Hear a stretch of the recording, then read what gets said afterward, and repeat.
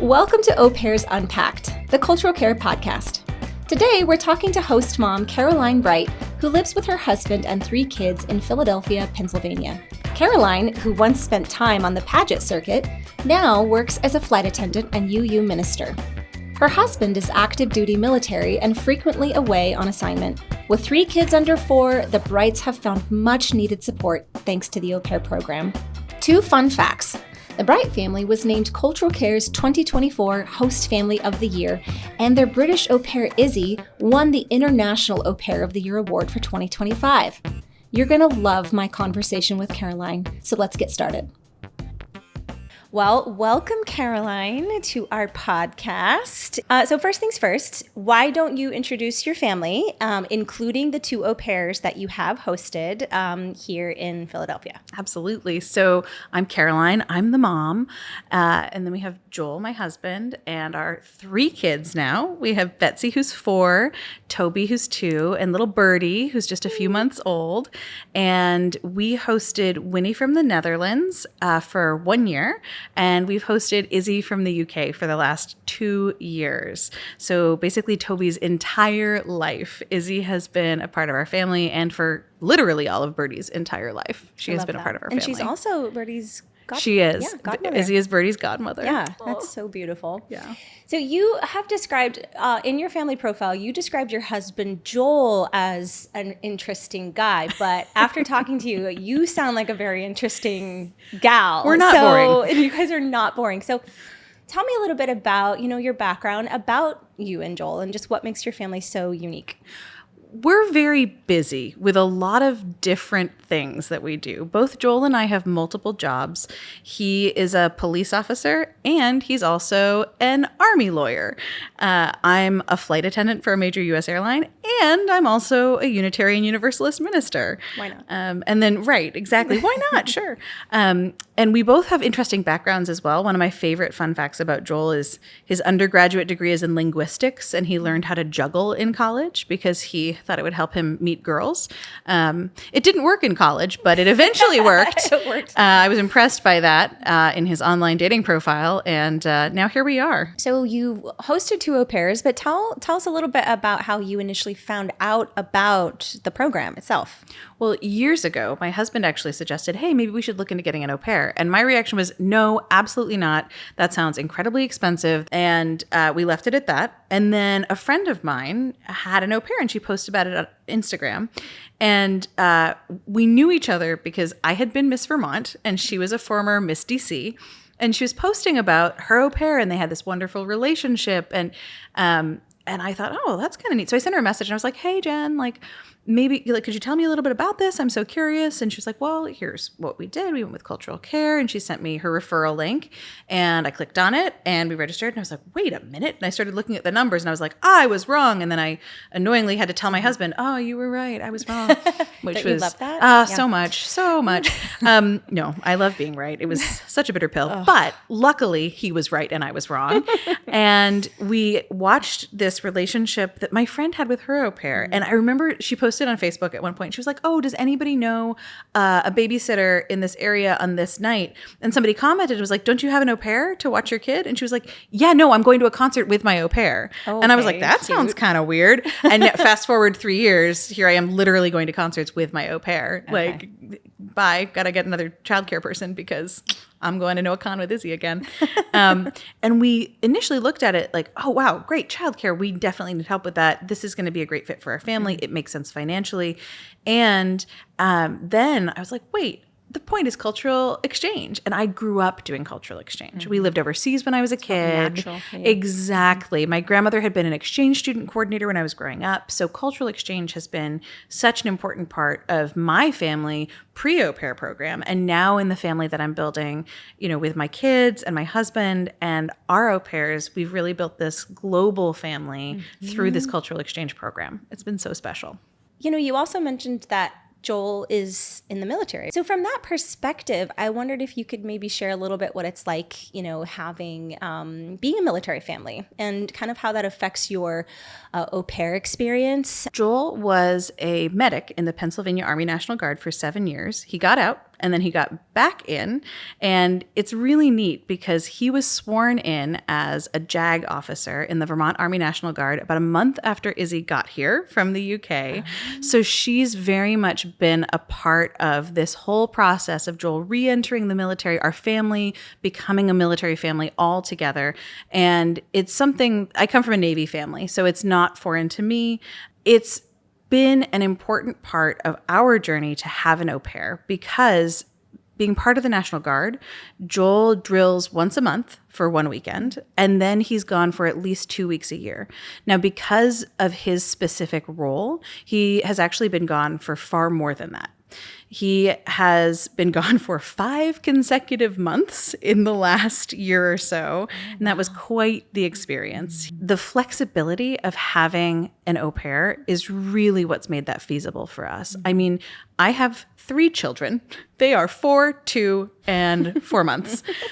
That is a lot. That is a lot for any person, especially when your parenting partner, your co-parent, your partner is gone, physically gone to another place.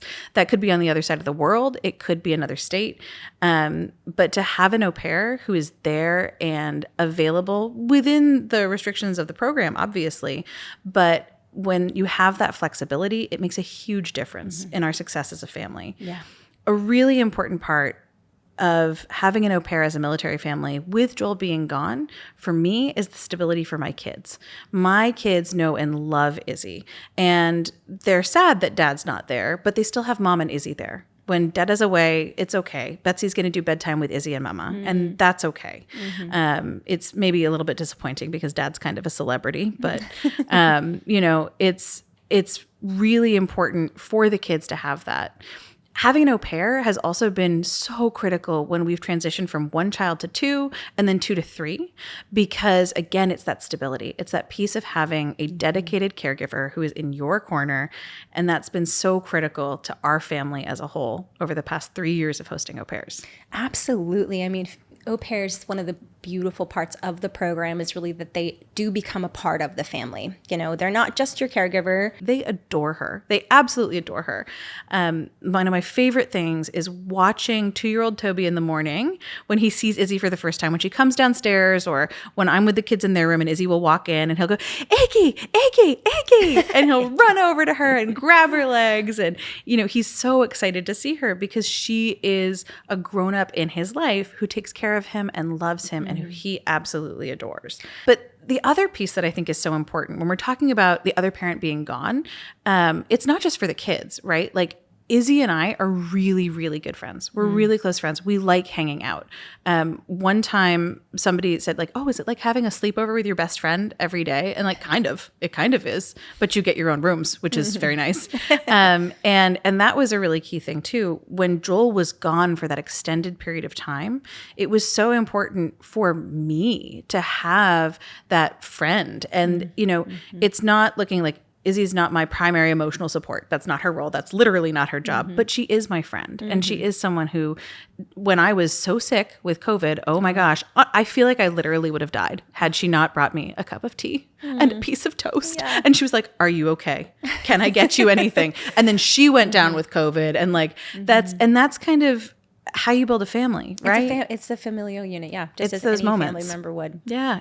So you and Joel have described yourself as lifelong learners. So I wonder if maybe you were drawn to this program because of that, because as you know, the program is based really around cultural exchange, learning about other countries, learning about other cultures and their traditions, and incorporating them into your home. So talk a little bit about how you have learned more about other countries and cultures and how you've introduced that to your children. We've been very intentional in choosing au pairs who are from cultures that we have family connections to. I lived in the UK when I was growing up. And so having an au pair from the UK has been so cool to see my kids exposed to that same culture that I lived in while I was a child myself. I love that. We've gone to the UK and visited Issy's family. Her friends and family have come and stayed with us. And it's truly an exchange. I mean, there are some downsides. Like my daughter really likes these candies called Percy Pigs. I think they're gross, but whatever. And then other downsides, like I love this candy bar called Marvelous Creations, thanks to Izzy. It has gummies and like Pop Rocks in the chocolate bar. It's a British chocolate bar, and you can't get it here. Right? Like this is a downside. I don't have access to this candy bar I love. And it's all thanks to Izzy. Like she exposed me to this wonderful chocolate bar, and now access is limited. Shipped in? I'm going to have to. She just has to come back, and like her suitcase will be full of candy.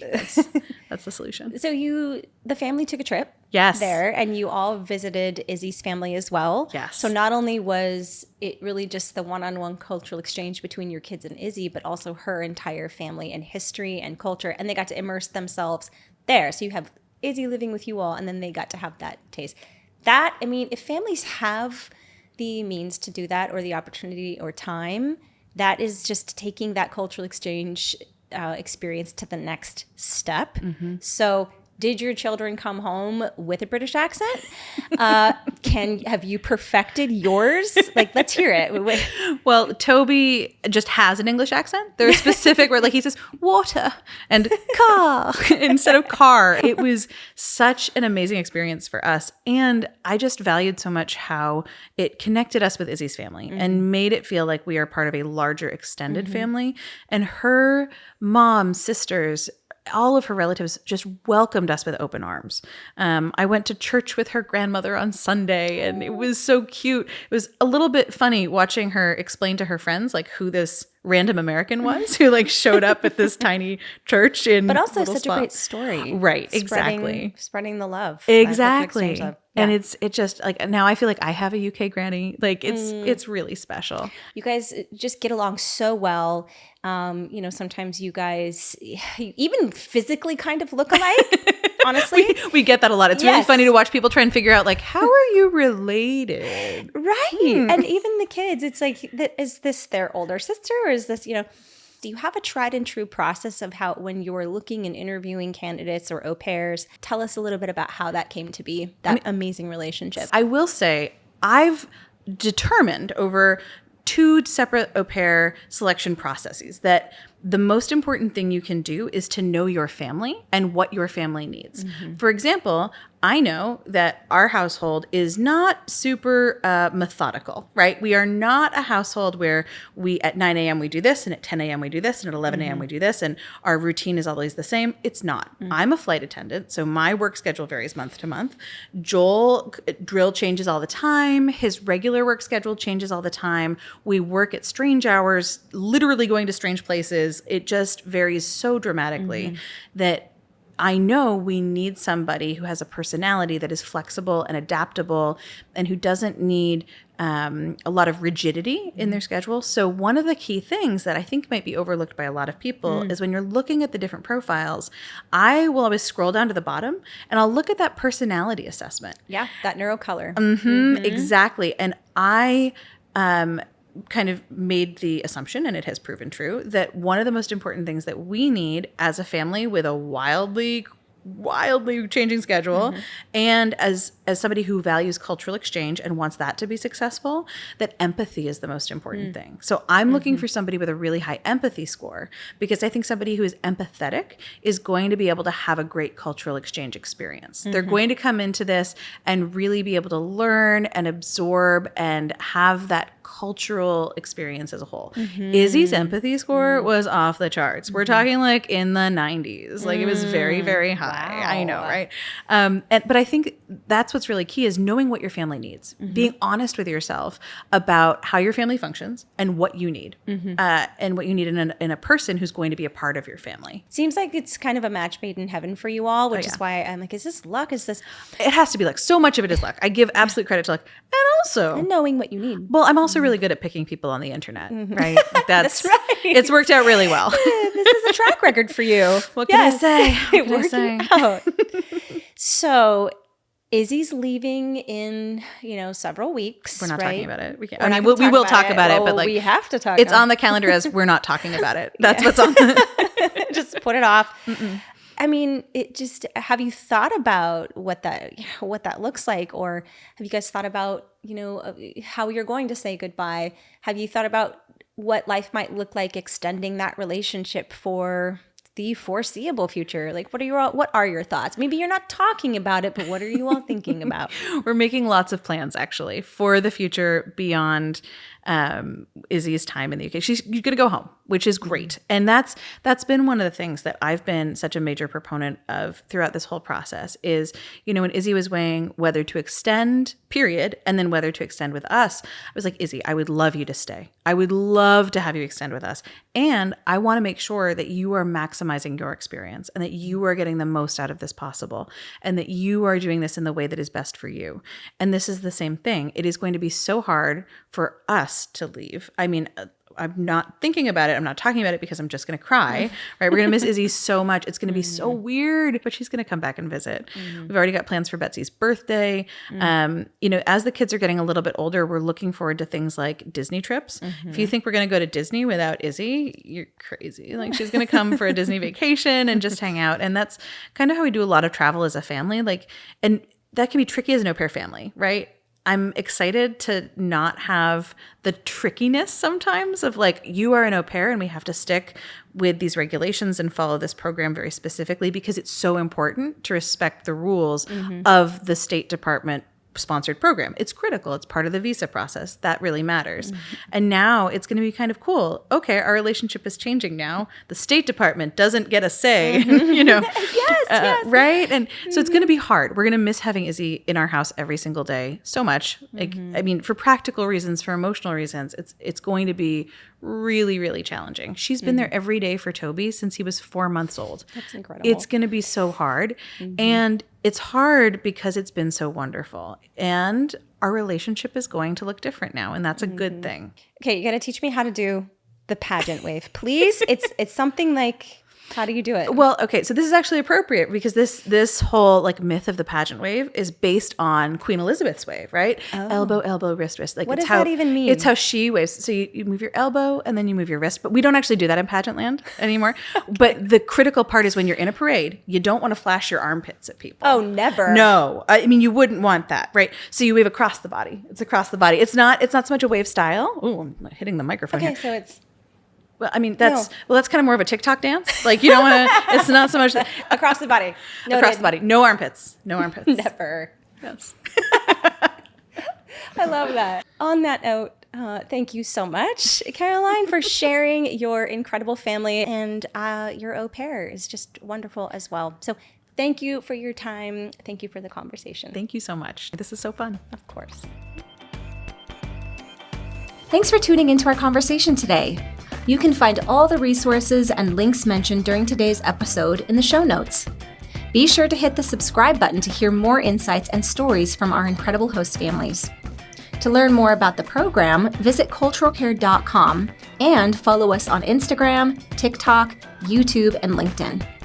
And if you're ready to become a host family, download our app to get started for free.